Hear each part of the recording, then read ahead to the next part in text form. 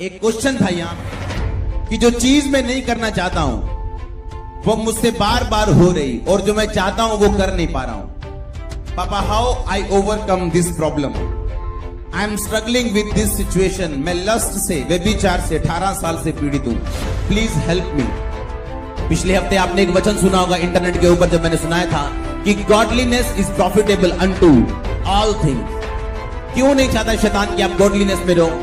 क्यों नहीं चाहता शैतान कि आप पवित्रता में रहो? उसे मालूम है जैसे ही आप गॉडलीनेस में जियोगे, आप प्रॉफिट में जियोगे और आपकी लाइफ का हर हिस्सा प्रॉफिटेबल होगा और वो फायदे में जाना शुरू होगा। हालेलुया। कितने इन बातों को समझ रहे हैं? और उसने लिखा कि मैं व्यभिचार से पीड़ित हूं 18 साल से। जो नहीं करना चाहता वही कर रहा हूं, जो मैं करना चाहता हूं वो मैं कर नहीं पा रहा हूं। क्यों? क्योंकि शैतान आपको वो नहीं करने देना चाहता, क्योंकि वो जानता है कि अगर आप पवित्रता में रहे, अगर आप बाइबल के अनुसार जिए, अगर आपने होलीनेस में आपने जीना शुरू किया, तो आपकी लाइफ सेम नहीं रहने वाली। आप हर तरफ में प्रॉफिटेबल जियोगे, तब आपकी गवाहियां बनेगी और गवाही के साथ शैतान शर्मिंदा होता है। गवाहियों के साथ दूसरों की जिंदगी में काम होता है और ये शैतान नहीं चाहता कि वो हो। Hallelujah. Godliness is profitable unto, अपने पड़ोसी को बोलो फिर से, गॉडलीनेस, बोलो भक्ति सब कामों में।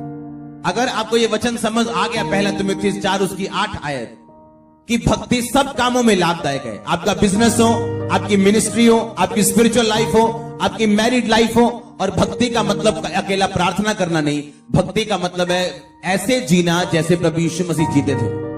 गॉडलीनेस में जीना, भक्ति में जीना, जिस तरह कौन जीता था?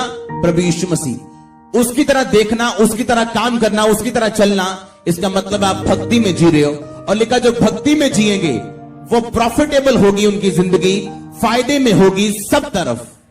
आमीन। कितने समझ रहे हैं इसे?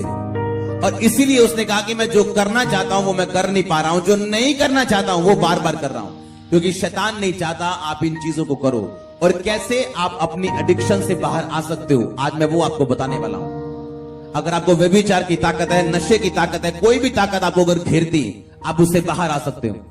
पहली बात, आप जैसे ही, अगर आपको व्यभिचार है, जब व्यभिचार का आपको अटैक हो और शैतान आपके दिमाग पे अटैक करे व्यभिचार का, अगर उस टाइम आप कंट्रोल कर लो उसको और उसको डांटो, अगली बार जब व्यभिचार का अटैक शैतान करने के लिए आएगा, उसकी पावर पहले से कम हो चुकी होगी। कितने मेरी बात को समझ रहे हैं?